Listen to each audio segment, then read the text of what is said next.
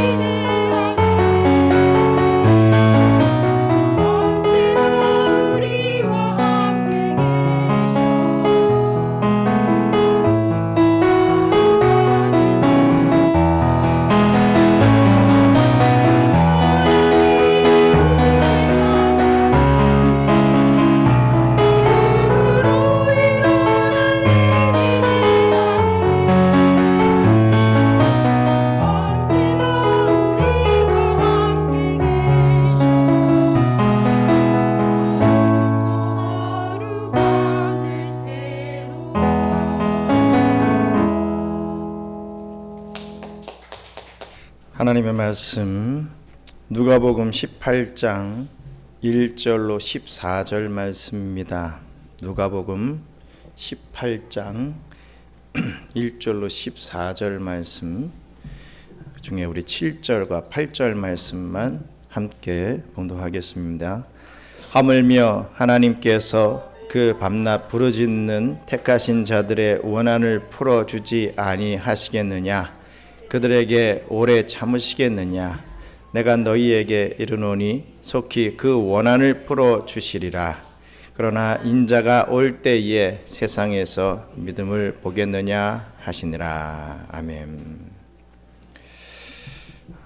우리 일여선교회 은혜로운 찬양 감사합니다. 오늘 가사 말씀대로 매일매일이 새로웠으면 좋겠습니다.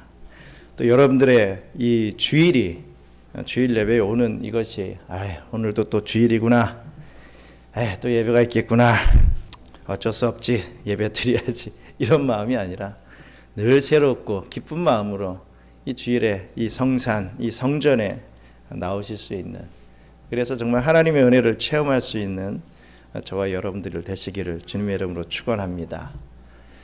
옛날에 한 수도사가 이 기름이 필요해서 올리브 묘목을 심었습니다. 그리고 그는 주여 이 나무의 연약한 뿌리가 마르지 않고 잘 마시고 자랄 수 있는 이 비를 필요로 하니 좀 단비를 내려 주시옵소서라고 기도를 했습니다.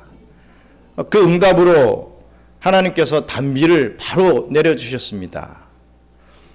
또 그 수도사는 또 기도했죠.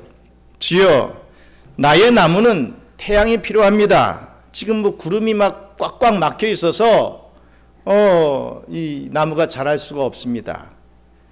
해를 비춰 주시옵소서. 이렇게 기도했습니다. 그러자 놀랍게도 검은 먹구름이 몰려가고 바로 해가 나왔습니다. 이번에는 주님 이 나무를 좀 단단하게 하기 위해서는 서리가 또 필요합니다. 라고 수도사는 외치며 기도했지요. 그랬더니 그 작은 나무에는 서리가 앉아 반짝거리고 있었습니다. 그런데 이게 어찌된 일이겠습니까? 그 나무는 시들시들 하더니 그날 저녁에 죽어버렸습니다. 그 수도사는 동료 수도사의 방을 찾아가서 참 내가 이상한 경험을 했다라고 털어놓았죠. 그랬더니 그 동료 수도사는 나 역시 이 작은 나무 한 그루를 심어서 키우고 있습니다. 라고 하면서 이렇게 말했습니다. 그런데 보세요. 잘 자랍니다. 제가 당신과 다른 점이 있다면 저는 이 나무를 하나님께 맡깁니다. 이 나무를 만드신 하나님께 완전히 맡깁니다. 하나님은 나 같은 사람보다 이 나무가 필요한 것을 더 잘 알고 계시죠. 그러므로 다만 주여 이 나무가 필요로 하는 것을 주님께서 주세요. 뭐 강풍이든 햇빛이든 또한 뭐 이 바람이든 비든 설이든 주께서 때를 따라 주시옵소서. 주께서는 이 나무를 만드셨고 그리고 누구보다도 잘 아시나이다. 이렇게 기도할 뿐입니다. 라고 했다는 것이죠.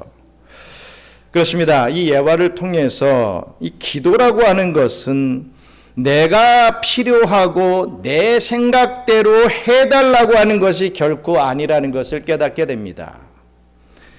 우리는 그냥 이 동료 수도사 같이 이 나무의 성장을 주님께 맡깁니다 라고 그 문제만 하나님 앞에 알려드리면 된다는 것이죠. 마치 이 가나 이 혼인잔치에서 우리 예수님께서 계실 때 우리 예수의 어머니가 혼인잔치에 포도주가 모자랍니다 라고 예수께 그 문제만 알려드리고 그 문제의 해결까지 뭐 이래라 저래라 이 포도주가 부족하니까 아들인 예수여 당신이 뭐 이렇게 해서 포도주를 만드세요. 저렇게 해서 만드세요. 이렇게 하면 좋을 겁니다. 저렇게 하면 좋아요. 이러지 않고 그냥 그 문제만 예수님께 아랬다는 거죠.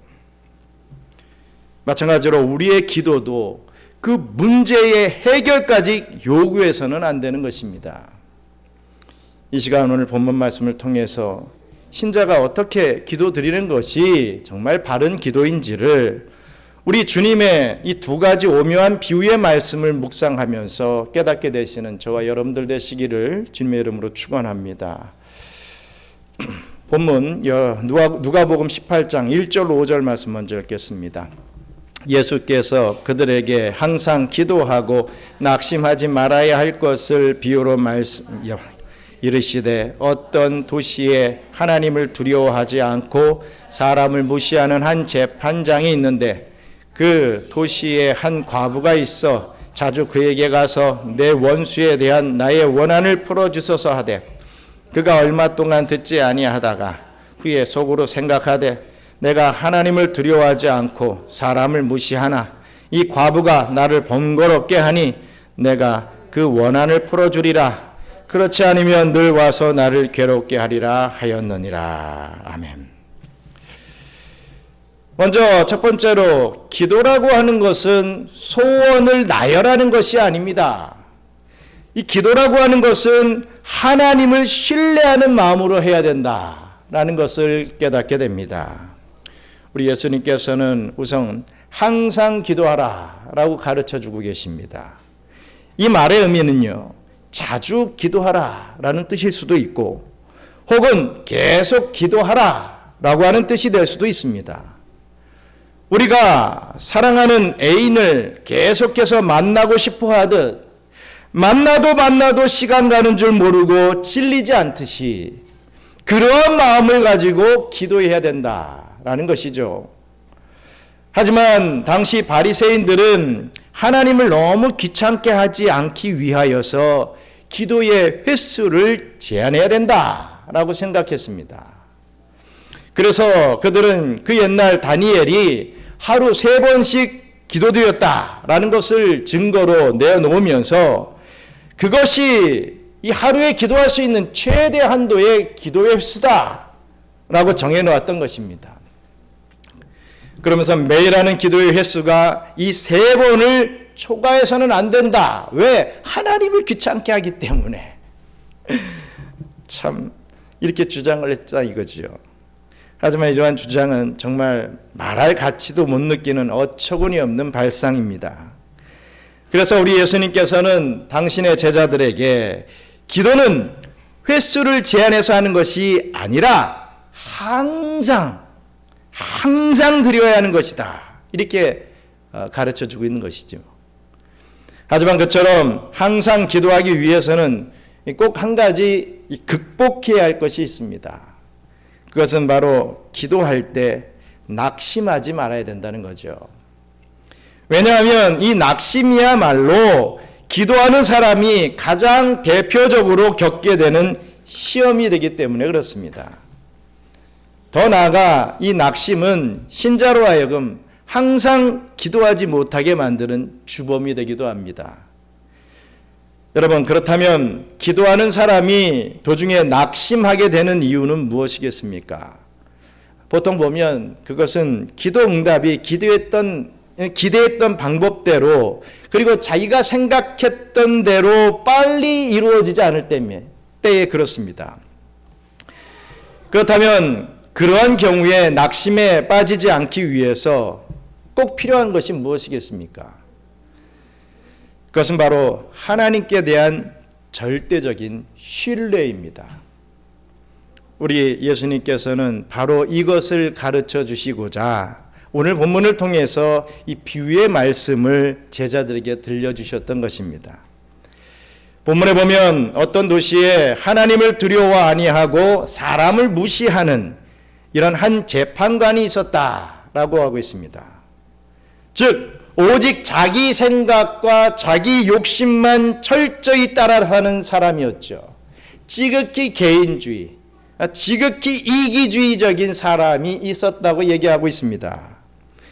그러니 불쌍한 사람에 대한 그 어떤 자비심의 발로도 뭐 말할 것도 없고 그저 공정한 재판 그 자체도 뭐 조금도 기대할 수 없는 그런 사람이었던 거지요.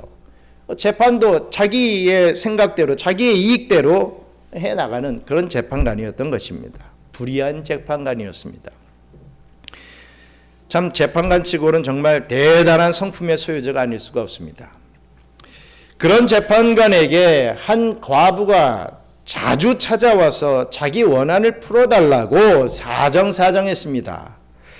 이것은 어떤 부당한 복수를 해달라는 뜻이 아니었습니다. 그냥 자기의 억울한 사정을 좀 해결해 달라고 하는 뜻이었죠. 그 과부는 철저히 이기적인 이 재판장을 움직일 만한 그 어떤 재력도 없었습니다. 그 어떤 관시, 그 어떠한 이 인맥 관계, 뒷배도 전혀 없었습니다. 그 과부가 할 수 있는 일이라고 하는 것은 단 한 가지였죠. 그냥 자주 찾아가서 끈질기게 졸라대는 것, 그것밖에 없었습니다. 하지만 결국은 그 과부의 방법이 통하게 되는 것을 볼 수 있었습니다. 처음에는 들은 척도 아니했던 이 불의한 재판장은 나중에는 다른 이유 때문이 아니라 단지 더 이상 이 번거로움을 당하는 것이 귀찮고 괴로워서 그 과부의 소원을 들어주게 되었던 것이죠. 우리 누가복음 18장 6절로 8절 같이 읽겠습니다.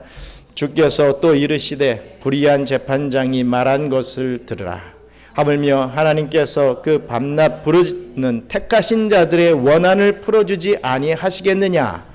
그들에게 오래 참으시겠느냐? 내가 너희에게 이르노니 속히 그 원한을 풀어주시리라. 그러나 인자가 올 때에 세상에서 믿음을 보겠느냐 하시니라. 아멘.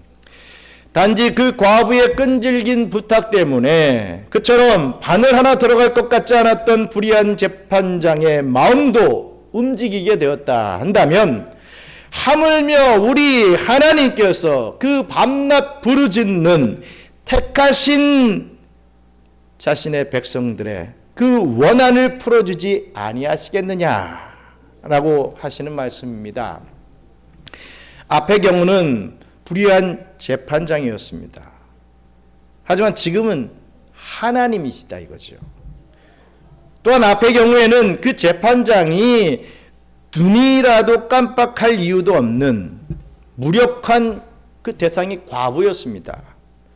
그를 들어줄 필요조차 없는 그러한 조건을 갖춘 과부였습니다. 하지만 여기서는 그 택하신 자, 즉 하나님께서 사랑하셔서 택하신 당신의 자녀들이라는 거죠.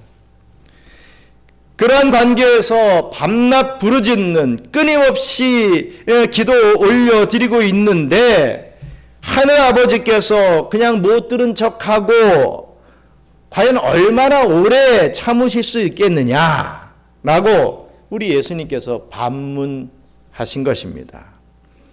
물론 결코 그럴 수 없지요. 내가 너희에게 이르노니 라고 예수님께서 장담하시는 그대로 반드시 속히 그 원한을 풀어주지 않으실 수 없는 것입니다.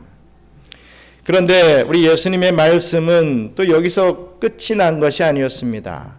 한마디를 덧붙이신 말씀이 정말 의외의 말씀이었습니다. 그러나 인자가 올 때에 세상에서 믿음을 보겠느냐라고 하신 이 말씀이었죠. 여기서 우리 예수님께서 말씀하시는 이 믿음이라고 하는 것은 과연 어떤 믿음을 가리키고 있는 말씀이겠습니까? 그것은 바로 끝까지 하나님을 신뢰하고 기도할 줄 아는 믿음을 얘기합니다. 우리 하나님께서는 당신의 택하신 백성들의 그 간절한 기도를 속히 응답해 주시는 것은 확실한 사실입니다. 하지만 여기서 말하는 이 속히라고 하는 시간은요, 저와 여러분들이 생각하는 그 개념의 시간이 아닙니다.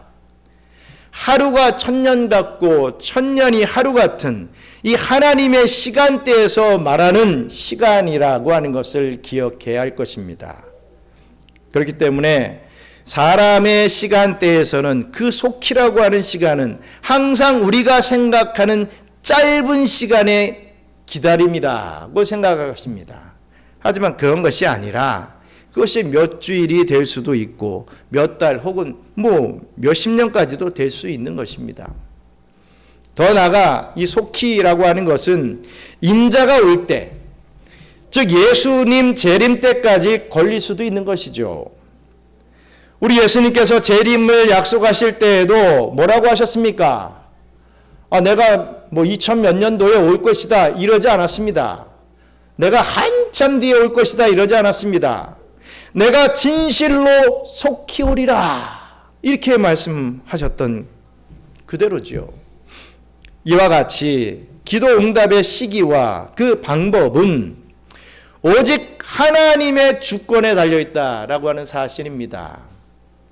이러한 사실을 깨닫지 못하고 기도하는 신자들은요, 꼭 실수를 범하게 됩니다. 그저 조금만 기도해 보다가 조중에 쉽게 낙심하게 되는 것이죠. 이러한 신자들이 많기 때문에 우리 예수님께서는 내가 재림할 때까지 끝까지 하나님을 신뢰하고 항상 기도하는 그러한 믿음을 가진 사람이 얼마나 되겠느냐라고 탄식하셨던 것입니다. 그렇기 때문에 기도하는 신자에게 제일 필요한 자세는 하나님께 대한 절대적인 신뢰입니다. 세상의 불의한 재판장도 끈질긴 간청을 못 이겨서 들어줄 수밖에 없었다면 하물며 하늘에 계신 아버지야 얼마나 더 확실히 응답해 주시겠느냐라는 것이죠. 이러한 철저한 신뢰야말로 신자로 하여금 끝까지 낙심하지 않고 기도드리게 만들어주는 원동력이 되는 것입니다. 오직 이러한 이 믿음이 있는 자만이 항상 기도할 수 있으며 인자가 올 때까지 계속 기도할 수 있게 되는 것입니다. 꼭 이루어졌으면 하고 무언가를 간절히 바라는 마음이 이 사람으로 하여금 기도하게 만드는 것이라고 일반적으로 생각하기 쉽죠. 나의 바람 때문에 기도하게 된다라고 생각하기 쉽다는 것입니다. 다른 종교에서 말하는 기도가 바로 그런 것이기 때문에 이 기독교에서도 그런 식으로 치부하고 기도를 합니다. 사람이 자기의 소원을 이루기 위해서 막연히 돌과 나무 앞에서 빌며 절하는 모습은 모든 미신에서 나타나는 흔한 공통적인 현상입니다. 하지만 우리 기독교에서 말하는 이 기도라고 하는 것은 절대로 그 정도 수준에서 끝나는 것이 아닙니다. 왜냐하면 신자의 기도는 자기의 소원을 나열하며 맨날 달라고, 이것 좀 달라고, 무슨 맡겨놓은 것 같아요. 다 맡겨놓고, 안 주세요? 안 주시는 당신은 나쁜 사람입니다. 나쁜 신입니다. 이런 얘기하고 있다 이거죠. 맨날 달라고만 하는 그러한 것으로 절대로 이 성립되는 것이 아니며, 무엇보다도 기도하는 자신이 하나님에 대한 절대적인 신뢰를 가져야 성립될 수 있기 때문입니다. 하나님과 인격적으로 통하는 것 없이 자기 소원만을 기도하는 사람은 자신의 기도의 제목이 자기가 원하는 방법대로 빨리 이루어지지 않으면 결국 하나님 외에 다른 신이나 또 다른 방법을 막 찾으려고 할 것입니다. 다른 신 앞에 가서 빌고 어찌든지 사람 앞에 가가지고 나를 도울 수 없느냐 이렇게 할 수밖에 없는 것이죠. 저와 여러분들의 기도가 그런 유치한 것이 되어서는 절대로 안 되는 것 아니겠습니까? 자신의 소원을 들어주는 조건을 따라서 하나님을 믿는 것이 아니라 먼저 살아계신 하나님을 확실히 신뢰하는 그러한 믿음 가운데 하나님과 그 마음이 통하면서 끝까지 낙심치 않고 항상 기도할 줄 아는 저와 우리 경영의 성도 여러분들 되시기를 간절히 바랍니다. 누가복음 18장 9절로 12절 말씀 읽겠습니다. 또 자기를 의롭다고 믿고 다른 사람을 멸시하는 자들에게 이 비유로 말씀하시되 두 사람이 기도하러 성전에 올라가니 하나는 바리새인이요 하나는 세리라. 바리새인은 서서 따로 기도하여 이르되 하나님이여 나는 다른 사람들 곧 토색, 불의, 간음하는 자들과 같지 아니하고 이 세리와도 같지 아니함을 감사하나이다. 나는 일회에 2번씩 금식하고 또 소득의 11조를 드리나이다 하고. 아멘. 끝으로 이 기도는 그냥 말로만 하는 게 아니라 하나님 앞에 겸손한 자세로 해야 된다라고 하는 것입니다. 지금 읽은 여기 본문에서도 예수님께서는 서두에 이러한 비유를 말씀하시는 그 이유를 분명히 밝히고 있습니다. 바로 자기를 의롭다고 믿고 다른 사람을 멸시하는 자의 기도라고 하는 것이 과연 어떠한 것인지를 보여주고 계시는 것입니다. 이러한 기도를 하는 대표적인 사람은 바로 바리새인이었죠. 바리새인의 기도의 내용은 처음부터 끝까지 온통 자기 자랑뿐이었습니다. 처음에 딱 한 번 하나님이여 라고 불러놓고는 모든 기도의 내용이 다 자기가 얼마나 완벽하게 신앙생활을 했는가에 대한 그러한 것을 자랑스럽게 보고하듯이 하는 그런 식의 기도였습니다. 우선 자기가 일회에 2번씩 금식하고 있다 아주 자랑질을 해댑니다. 하지만 원래 율법으로 정해놓은 의무적인 금식은 1년에 꼭 한 번 대속죄일 때만 하는 것이었습니다. 그런데 이 바리새인은 일주일에 2번씩 정해놓고 금식일로 지켜왔다. 참 대단하지 않아요? 하고 자랑합니다. 그뿐만이 아니죠. 계속해서 소득의 11조를 내가 드리고 있다. 이렇게 또 자랑질을 합니다. 바리새인들은 율법에 정한 11조 외에도 자기 개인 정원에서 나는 박하와 운향과 채소의 11조까지도 어김없이 계산해서 철저히 바친다고 자랑했던 것입니다. 다시 말해서 하나님께서 명하신 것보다 훨씬 더 많은 것을 바치는 그런 신앙생활을 하고 있다. 이렇게 자랑하면서 하나님께 보고하는 것이 바로 이 바리새인의 기도의 내용이었습니다. 더 나아가 바리새인은 이 자신이 다른 사람들, 곧 이 토색, 불의, 간음하는 자들과 같지 않다.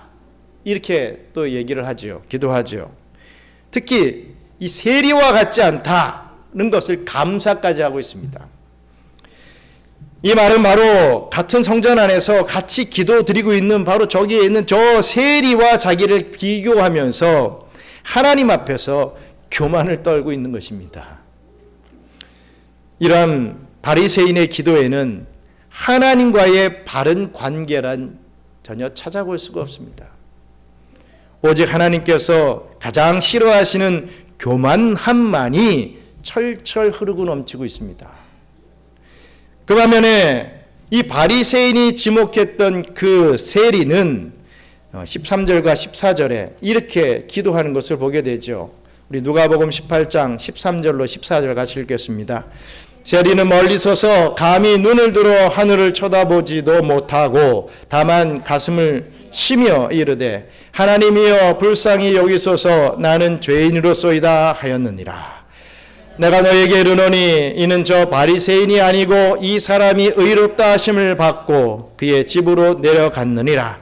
무릇 자기를 높이는 자는 낮아지고 자기를 낮추는 자는 높아지리라 하시니라. 아멘. 여러분 한번 보십시오. 여기 세리의 기도에는 이 조금 전에 이 바리새인의 기도와는 달리 유창한 말이 전혀 없다는 것을 발견할 수 있습니다. 이 세리는 말 대신에 몸으로 기도하고 있습니다. 먼저 그는 멀리 서서 기도하고 있다라고 했습니다. 하나님을 두려워하는 마음 때문에 성전 앞쪽으로 가까이 가는 것조차도 엄두도 내지 못했던 것이죠. 그러라고 오늘부터 뒤에 앉아야 되겠다 이런 얘기 하시면 안 됩니다. 앞에 나와서 앉아야죠. 어쨌든 그 마음가짐이 그렇다는 것이죠. 그리고 감히 눈을 들지도 못하고 기도하고 있었다고 했습니다. 자신의 부끄러운 죄가 하나님 앞에서 완전히 드러나 있음을 자각했기 때문에 그렇습니다. 계속해서 또 가슴을 치며 라고 했습니다. 정말이지 이러한 세리의 자세는 그냥 보아도 정말 100마디 말보다도 더 정확하게 자기 속에 있는 말을 솔직히 전달해주고 있지 않겠습니까? 그리고 그 세리는 하나님이여 불쌍히 여기옵소서 나는 죄인으로소이다 라고 하는 이 말밖에는 다른 기도를 드릴 것이 없었습니다. 하지만 이 기도야말로 우리 하나님께서 들으시기에는 가장 유창하게 들리는 기도요, 최고로 아름답고도 완벽한 기도였던 것입니다. 주여 나를 불쌍히 여겨 주시옵소서. 여러분 이렇게 기도하십니까? 평상시에 여러분 어떻게 기도하십니까? 내 아들을 위해서, 나의 가정을 위해서, 내 직장의 일들, 내 사업의 일들, 그렇게 급한 것부터 불 끄는 듯이 막 기도하고 제대로 예수님의 이름으로 기도합니다. 또 제대로 못하고 끝나는 기도가 참 많지 않겠습니까? 주여 나를 좀 불쌍히 여겨주세요. 저는 죄인입니다. 저를 좀 불쌍히 여겨주세요. 정말이지 이 한마디 고백보다 더 멋지고 진실된 기도는 세상에 그 어디에도 없을 것입니다. 이런 기도를 드릴 줄 아는 사람은 의롭다 하심을 받고 집으로 내려갔다라고 예수님께서 선언해 주고 계십니다. 그 결정적인 이유는 오직 이런 기도를 드릴 줄 아는 사람만이 자기를 낮춤으로써 높아지는, 즉 하나님 앞에서 겸손함으로써 하나님께서 오히려 인정해 주시는 의인이 될 수 있기 때문이라고 확증해 주셨던 것입니다. 그렇습니다. 이처럼 참된 기도는 유창한 말로 드리는 것이 아닙니다. 참된 기도는 진정 이 하나님 앞에서 자신을 낮추는 겸손한 자세에서 나오기 마련이죠. 그러므로 이제부터 저와 여러분들은 나는 말을 잘못해서 기도 못합니다, 이런 핑계 대지 마시기 바랍니다. 기도는 뭐 청산유수 같은 언변으로 하는 것이 절대로 아니기 때문입니다. 우리 하나님이 세상에서 말 잘하듯 하는 유창한 기도를 듣고 싶으셔서 우리에게 뭐 기도하라고 명하셨겠습니까? 조금이라도 이 언어를 막 미사오구를 막 쓰고 논리 있고 기승전결을 막 다 갖춘 이런 거, 그거 하라고 기도 명하셨겠습니까? 우리 하나님이 세상에서 잘 나가는 사람들 자기 잘난 그 자랑이나 듣고 싶어서 기도하라고 명하셨겠느냐 말입니다. 정말 당치도 않는 생각이죠. 오히려 그러한 기도야말로 우리 하나님께서는 정말 듣기 지겹고 가장 역겨워하시는 기도입니다. 하지만 반면에 아예 기도 드릴 줄 모르는 교인들, 이런 사람들은 기도 잘하는 사람들을 볼 때는 기도 잘하는 사람들이 볼 때는 답답하기 이를 데 없겠지만 우리 하나님은 정말 좋아할 것이 분명합니다. 그래서 초신자의 기도를 우리 하나님께서 잘 들어주신다라고 하는 게 그런 거죠. 신앙생활이 몇 년 지나가고 교회에 대해서 알고 말씀에 대해서 빠삭하고 하면은 참 머리만 커진다 이거죠. 안 듯하면서 자기가 얻을 수 있는 어떤 유익에 대해서 미사 요구를 막 겸손한 듯하면서 막 그렇게 기도하면서 요구를 합니다. 그런데 초신자들은 어떻겠습니까? 그런 거 할 줄 모르니까 나 이러한 상황입니다. 도와주세요. 제가 앞으로 하나님 앞에 좀 신앙생활 잘하겠습니다. 이 정도의 레파토리가 되겠지요. 그런데 하나님은 그런 걸 더 좋아하신다는 겁니다. 정말 그렇지 않습니까? 어린 자녀들이 두 손을 모으고 잘하지는 못하지만 따듬따듬 올려드리는 기도의 음성이 얼마나 아름답게 들립니까? 우리 아이들에게 퍼펙트하고 잘하고 실수하지 않고 그런 것만, 물론 나중에는 그렇게 돼야 되겠죠. 하지만 정말 시작이 반이라고 잘하지 못하지만 쑥스럽지만 부끄럽지만 앞에 나와서 막 성경 말씀도 막 외우고 막 기도도 하고, 우리 초등학생 친구들은 대표 기도와 헌금위원, 수전위원을 좀 시키고 있죠.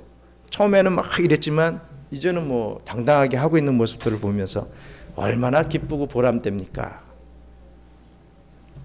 마찬가지로 우리 하나님께서도 말만 유창하게 하는 기도보다는 이러한 진심이 담겨있는 기도를 더 기뻐 받으신다라는 말씀입니다. 여러분, 예배를 드리다 보면 아무런 반응 없는 정말 과묵한 성도들을 종종 발견하게 됩니다. 우리 교회도 참 예배 중에 아멘 한번 제가 잘 들어보지 못하는 그런 부분들이 있는데 참 과묵한 그런 부분들이라고 생각을 합니다. 그래도 설교 시간에 제가 강요라도 해서 아멘 하십시오 하면 아멘 이렇게 가끔씩은 하지만, 더 나아가서 우리가 통성기도 하자고 하면 갑자기 정말 말 잘하던 성도들이 벙어리가 되시는 분들이 또 있습니다. 물론 옆에 성도들이 자기의 기도 내용을 들을까봐 두려워서 아무 소리도 못 내는 것일 거라고 저는 10분 이해를 합니다. 그런가 하면 뭐 주일날 통성기도 시간에는 뭐 그대로 그래도 아주 작게라도 기도하는데 일주일 동안 하나님께 한마디도 기도 드릴 줄 모르는 정말 세상에 나가서 벙어리가 돼버리는 벙어리 이 교인들도 없지 않을 것이라고 생각을 합니다. 우리 하나님 아버지께서 그런 자녀들을 여러분 과연 어떻게 보시겠습니까? 아이고 우리 과묵한 아들, 아이고 우리 과묵하고 묵직한 우리 딸, 야 이쁘다 이렇게 하실까요? 그저 과묵한 성격 탓이라고 그냥 넘어가 주시겠습니까? 아니면 조용한 성격 때문이라고 뭐 칭찬이라도 해주시겠습니까? 그것도 아니면 정말 겸손해서 한마디도 못하는 것이라고 인정해 주시겠습니까? 아마 부모된 성도들은 다 공감하실 것입니다. 아버지 어머니가 어떤 말씀을 해 주시는데 그 자녀들은 아무런 반응 없이 딴청만 피우고 있다면 부모로서 그것만큼 기분 나쁜 일이 없을 것입니다. 딱 드는 생각이 제가 날 무시하나? 이제 좀 컸다고 엄마인 나를 무시해? 그럼 이제 성격이 좀 과하신 분들은 손부터 나가죠. 똑같은 겁니다. 부모가 모든 것을 다 용서해 주겠다고 하시는데도 뭐 아무런 반응이 없다는 것은 용서해 주겠다는데 감사하고 다시는 안 하겠습니다. 뭐 이런 어떤 액션이 요즘 뭐 리액션이 굉장히 중요한 시대인데 그런 반응이 좀 나와야 되는데 그런 반응이 없다는 것은 분명히 그 자녀의 마음에는 이 부모에 대한 어떠한 감사도 사랑도 존경도 없다는 것이 분명한 건 아니겠습니까?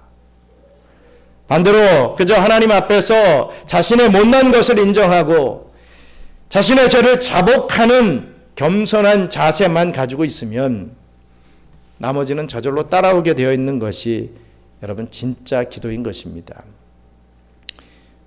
여기 이 세리와 같이 감히 눈을 들어 하늘을 우러러보지도 못하는 이러한 자세야말로 그 어떤 것보다도 더욱 완벽한 기도의 서론이 됩니다. 가슴을 치는 바로 이러한 자세야말로 뭐 천마디 말보다 더욱 하나님께 정확하게 상달되는 진짜 기도의 언어가 되는 것입니다. 하나님, 저를 좀 불쌍히 여겨주세요. 저는 죄인입니다. 바로 이러한 고백을 자신의 입술을 통하여 진심으로 고백할 줄만 알면 이미 뭐 최고 수준의 기도를 숙달한 신자가 되어 있는 것이죠. 사랑하는 우리 경양의 성도 여러분, 오늘 본문 말씀을 통해서 진짜 잘 드리는 기도는 결코 뭐 유창한 말을 가지고 하는 것이 아니라고 우리 예수님께서 저와 여러분들에게 가르쳐주고 계십니다. 기도는 믿는 마음이 선행되어야 하는 것이라고 했습니다. 기도 잘 드리기 위해서는 먼저 하나님 앞에서 이 겸손한 자세부터 나타나야 된다라고 가르쳐 주셨습니다. 그러면서 우리 주님께서는 내가 재림할 때까지 이렇게 기도드리는 믿음을 보겠느냐라고 걱정하는 말씀도 하셨죠. 실제로 그런 주님의 염려 그대로 오늘날의 교회들은 이런 기도의 믿음을 급속히 잃어가고 있습니다. 기도해야 하는 것이 당연한데 제발 좀 기도합시다 라고 하는 의미로 뭐 특별 기도회 이런 거라 해야 겨우 나오는 그런 상황이 되어버렸습니다. 뭐 그런 거 해도 뭐 안 하시는 분도 참 많죠. 정말 그렇지 않습니까? 현대를 살아가는 성도들은 정말 어려운 일이 있을 때만 그래도 좀 기도하더라고요. 이러한 상황을 후안 카를로스 오르티즈 목사님은 이렇게 표현했습니다. 배를 처음 타는 사람이 이 배가 안전하게 항해하는지 아닌지의 상태를 알 수 있는 방법이 있습니까? 라고 물을 때 그 대답은 간단하다고 합니다. 만일 선원들이 무릎을 꿇고 기도하면 배가 위험 속에 있는 것입니다. 하지만 그 선원들이 술을 마시고 파티를 즐기고 놀고 있다면 배는 안전한 것입니다. 이해가 되십니까? 이게 무슨 말입니까? 많은 성도들이 하나님 앞에서 기도합니다. 그런데 일이 잘 안 되고 어려울 때만 하나님께 살려달라고 하지요. 그런 사람들은 참 많습니다. 뭐 그렇게라도 하는 게 얼마나 감사합니까? 정말 어려울 때만 하나님께 살려달라고 부르짖는 이 교인들은 참 많습니다. 하지만 그 고통의 순간이 지나고 나면 더 이상 기도하지 않는다는 것을 이 비유로 선원들이 술을 마시고 파티를 하면 놀고 있으면 그 배는 안전한 것입니다. 이렇게 표현한 것입니다. 기도하자라는 것이 의례적인 교회의 표로만 전락이 된다면 그 교회는 벌써 끝장난 것이라고 생각해도 뭐 절대로 거짓말이 아닙니다. 100%입니다. 100% 맞는 말이죠. 아무리 교회 안에서 마음을 합하기 위해서 맨날 뭐 어떤 친교 모임하고 뭐 음식 갖다 먹고 뭐 친교의 시간을 많이 갖는다고 있어야 됩니다. 그런 시간이 있어야 됩니다. 잊지 말자고 하는 거 아니죠. 하지만 그런 것만 해서는 헛된 것이라는 것이죠. 기도가 안 통하는데 어떻게 뜻이 통하며 어떻게 교회 안에서 힘이 모아지겠습니까? 정말 평소에 기도가 없는 교회는요, 친교 시간에 막 좋다 와 우리 사랑합니다 하다가도 어떤 어려움들 딱 생기잖아요. 엄청난 풍파가 일어납니다. 반드시 말입니다. 여러분, 서로가 하나님과 먼저 통하지 않고 있는데 어떻게 목사와 성도들이 통할 수가 있겠습니까? 절대로 이 교회의 성장, 즉 교회 부흥이라고 하는 것은 기도의 자리에 성도들이 많아질 때 이루어지는 것입니다, 여러분.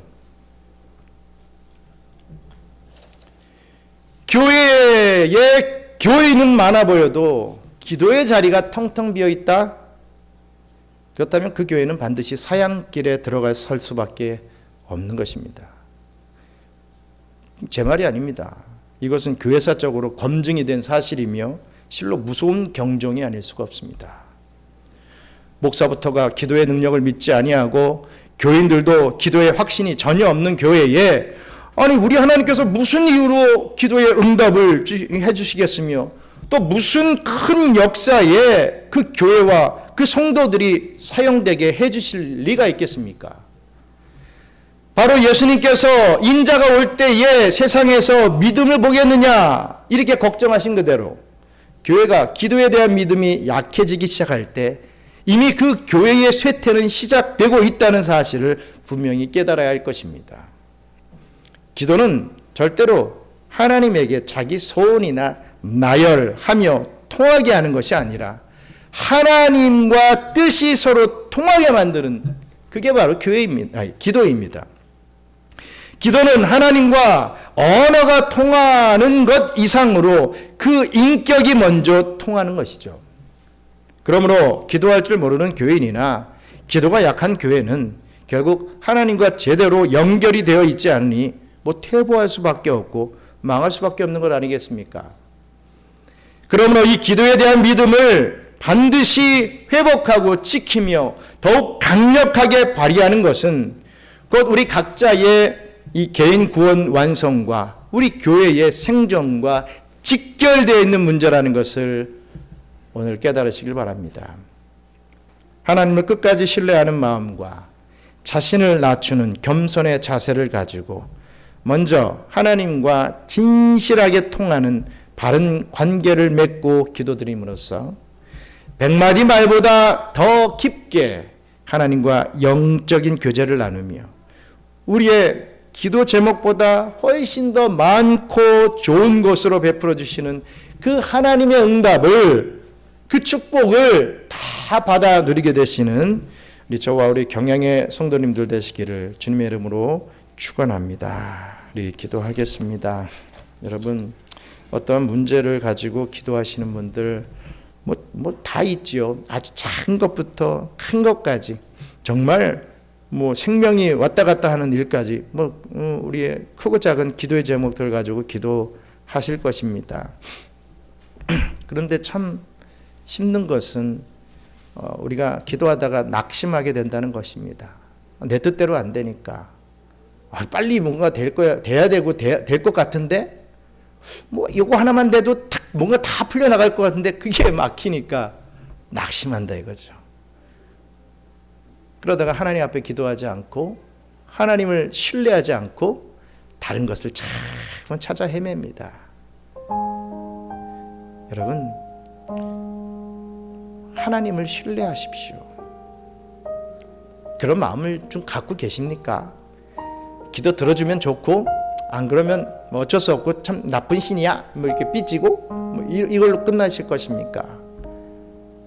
우리를 창조하시고 우리를 구원하시는 우리 하나님을 좀 신뢰하십시오. 세상의 것, 내 경험, 내 지식, 내 인맥, 내 돈 이런 것을 좀 신뢰하지 마시고 경험 다 해보지 않았습니까? 한번 후 불면 다 없어지지 않습니까? 뭐 인맥이라는 것도 뭐 엄청난 것 같지만 뭐 갑자기 훅 그냥 다 날아가 버리지 않습니까? 우리 하나님께서 왜 그러한 일들을 우리에게 경험케 하십니까? 나를 좀 신뢰하라고, 나에게 좀 기도하라고. 세상에 낙심치 말고 하나님께도 막 실망하지 말고 좀 다시 한번 나를 좀 믿고 내가 어떻게 역사하는지 좀 보라고 말씀하시는 그 하나님의 음성을 우리가 다 들어야 될 것입니다. 우리 기도하고 있는 우리 모두들 정말 하나님을 신뢰하면서 다시 한번 힘을 내서 우리 이 세리와 같이 주여 용서하여 주시옵소서. 나를 불쌍히 여겨 주시옵소서. 저는 죄인입니다. 이러한 저까지도 이렇게 구원하시고 또 사용하여 주시니 감사합니다. 축복해 주시니 감사합니다. 이러한 기도 오늘 이 시간 잠시라도 정말 진솔한 이 세리와 같이 우리 함께 기도 올려드리는 시간 갖기를 원합니다. 기도하겠습니다. 감사합니다. 하나님, 기도라고 하면서도 또 시간을 정해놓고 기도를 또 한다고 하면서도 참으로 무슨 버킷리스트 같이 이것 내가 해야 되고 이것 받아야 되고 이것 보상 받아야 되고 뭐 이런 기도의 제목만 줄줄이 나열하고 그것이 하나님께서 그 나의 이 청구서에 이 응답을 해주셨는지 결제하는 자로서 확인하는 자로서의 위치에서 있는 저희들을 용서하여 주시옵소서.